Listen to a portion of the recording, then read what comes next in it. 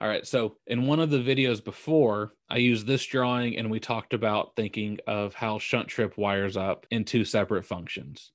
The first function is that we need to shut down the elevator, and that's what the addressable relay over on the right-hand side is for. It's powered by the SLC, and then we have the 120 volt coming in from the panel, hitting the normally open, and then the switch leg that goes to the actual shunt device to power that electromagnet that turns the elevator off. That's coming out of that common over on that relay on the right-hand side. And then the second function that's going on is we need to know that that 120 circuit actually has power, that the breaker hasn't tripped or, a wire hasn't been cut, something that's going to stop this emergency function from happening. We need to supervise it to make sure it has power so it works. And that's what your MR101 and your mini module over here on the left-hand side are for. So you can see off that same terminal where the 120 hot's coming from the electrical panel, it's also going up and powering that MR101, because that 101 needs to be powered all the time so that we know when it loses power. And then you also need the neutral, because anytime you hook a positive side of a circuit up, in order for the circuit to be complete and actually turn the relay or the device on, you need the negative side as well to act as the return.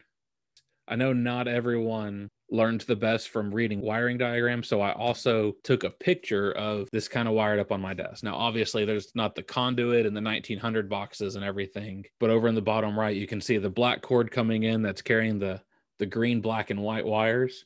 That's just a little dummy cord I have that I usually power up panels with. In the real world, they won't bring you this. They'll just bring you the 2 or 3 conductors. If they bring you a ground, you can just cap it off, or you can attach it to the back box or the MR101's back box. They should already be grounded by code. The electricians are supposed to ground those. So if you want to, you can just do it there so that it's out of the way, or you can just cap it off so you don't have to deal with it. Then you can see with this orange wire nut down on the bottom, I took the white, which is your neutral wire, and I just made a junction so it'd be easier to see what's happening. But you can follow that white going in all the way here to the terminal labeled 0. This is where the negative would go if you're using 24 volts. In the case of using the AC building power, this is neutral. Neutral and negative more or less act as the same. Then this black wire you see hits this wire nut, and I've got it T-tapped going 2 ways. One comes in here to power the relay. I believe that it's labeled 115 under there. If you read the manual, it'll tell you this is the screw terminal you're supposed to use for 120 volts AC.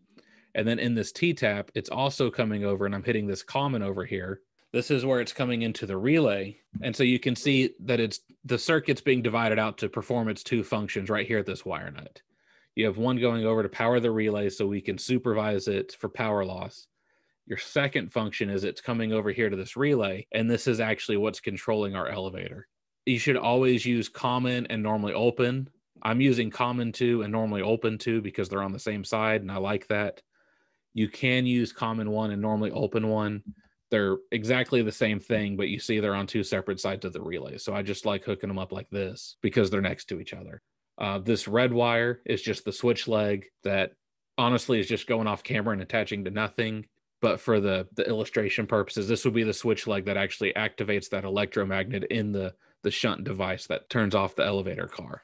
And since I don't normally want to activate the shunt, because activating the shunt turns off the elevator, it would be on normally open. Because remember, whenever we have common and normally open, that means whatever we're doing is normally turned off. And then whenever we switch it into alarm, it closes the circuit and turns it on. So we normally want to leave the shunt turned off because we want the elevator to work, and the shunt is a device that turns off the elevator.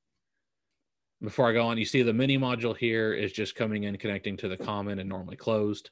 I use normally closed in this case because when this relay turns on, that opens up. And so wiring it like this, it'll come from that yellow leg, go through the resistor and out the purple leg. And so it'll be in normal condition. And then when it loses power, it'll short out and cause the supervisory signal, letting us know that power is lost.